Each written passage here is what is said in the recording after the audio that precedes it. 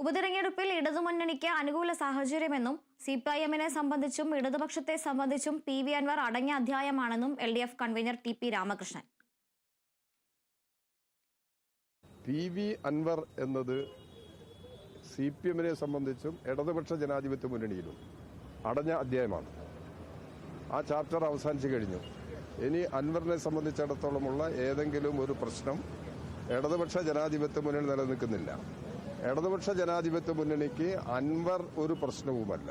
തെരഞ്ഞെടുപ്പിനെ അഭിമുഖീകരിക്കുന്ന കാര്യത്തില്ല. നിലമ്പൂർ സീറ്റ് CPM-ന് അനുവദിക്കപ്പെട്ട സീറ്റാണ്. ഇടതുപക്ഷ ജനാധിപത്യ മുന്നണിയിൽ CPM-ന് അനുവദിക്കപ്പെട്ട സീറ്റാണ്. അവിടെ ചിലപ്പോൾ പാർട്ടി സ്ഥാനാർത്ഥിയെ നിർത്തിയെന്ന് വരും, അല്ലെങ്കിൽ സ്വതന്ത്ര സ്ഥാനാർത്ഥിയെ നിർത്തിയെന്ന് വരും. അത് സംബന്ധിച്ച തീരുമാനമെടുക്കേണ്ടത് പാർട്ടിയാണ്. പാർട്ടി തീരുമാനമെടുത്തു കഴിഞ്ഞാലും ഇടതുപക്ഷ ജനാധിപത്യ മുന്നണിയുമായിട്ട് കൂടിയാലോചിച്ചാണ് അത് കാര്യങ്ങൾ നടപ്പിലാക്കുക. അപ്പോൾ ഇത് തികച്ചും CPM-ന്റെ സീറ്റാണിത്.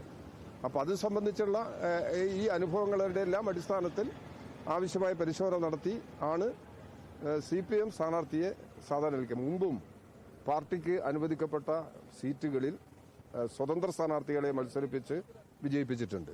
അതിന്റെ ഒരുപാട് ചരിത്രം കേരളത്തിലുണ്ട്.